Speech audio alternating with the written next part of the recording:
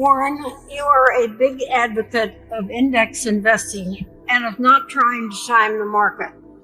But by your having Berkshire hold such a large amount of cash and T-bills, it seems to me you don't practice what you preach. I'm thinking that a good alternative would be for you to invest most of Berkshire's excess cash in a well-diversified index fund until you find an attractive acquisition or buy back stock. Had you done that over the past 15 years, all the time keeping the $20 billion cash cushion you want, I estimate that at the end of 2018, the company's $112 billion balance in cash equivalents, and short-term investments in T-bills would have instead been worth about $155 billion. The difference between the two figures is an opportunity cost equal to more than 12% of Berkshire's current book value. What is your response to what I say? That's a perfectly decent question, and I wouldn't quarrel with the numbers. And I would say that is an alternative, for example, that my successor may wish to employ, because on balance, I would rather own an index fund than carry treasury bills. I would say that if we'd instituted that policy in 2007 or 8,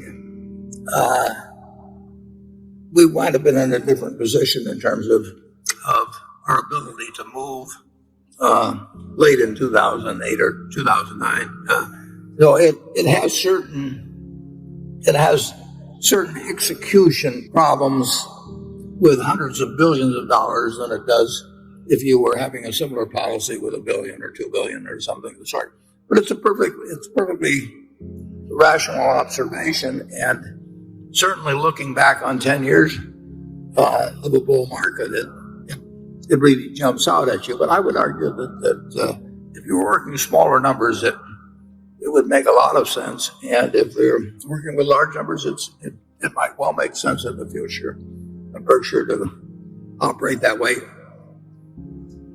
We committed $10 billion a week ago, and there are conditions under which, and they're not remote, they're not likely in any given week or month or year, but there are conditions under which we could spend $100 billion very, very quickly. And if we did, if those conditions existed, it would be capital very well deployed and much better than in an index fund. And so we're operating on the basis that we will get chances to deploy capital. They will come in clumps in all likelihood. And they will come when other people don't want to allocate capital. Charlie, what do you think about it? Well, I plead guilty to being a little more conservative with the cash than other people. But I think that's all right. We could have put all the money into a lot of securities that would have done better than the S&P for 2020 hindsight. Remember, we had all that extra cash all that period if something had come along in the way of opportunities and so on. I don't think it's a sin to be a little strong on cash when you're as big a company as we are. We don't have to. I watched Harvard use the last ounce of their cash, including all their prepaid tuition from the parents, and plunge it into the market at exactly the wrong moment and make a lot of forward commitments to private equity. They suffered like 2 or 3 years of absolute agony.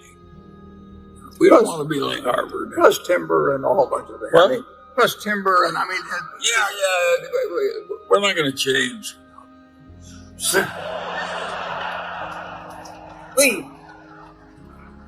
We do like having a lot of money to be able to operate very fast and very big. And we don't, and maybe we won't. We know we won't get those opportunities frequently. I don't think.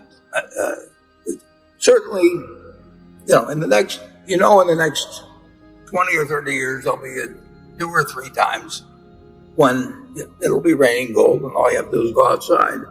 But we don't know when they will happen, and we have a lot of money to commit. And I would say that if you told me I had to either carry short-term treasury bills or have index funds and just let that money be invested in America generally, I would take the index funds. But we still have hopes. And one thing you should very definitely understand about Berkshire is that we run the business in a way that we think is consistent with serving shareholders who have virtually all of their net worth in Berkshire. I happen to be in that position myself, but I would do it that way under any circumstances. We have a lot of people who trust us, who really have disproportionate amounts of Berkshire compared to their net worth if you were to follow standard investment procedures. And we want to make money for everybody, but we want to make very, very sure that we don't lose permanently money from anybody that buys our stock somewhere around intrinsic business value to begin with. We just have an aversion to having 1 million plus shareholders, maybe as many as 2 million, and having a lot of them ever really lose money if they're willing to stay with us for a while. And we know how people behave when the world generally is upset, and they want to be with something. I think they want to be with something that they feel is like the rocket and roller, and we have a real disposition toward that group.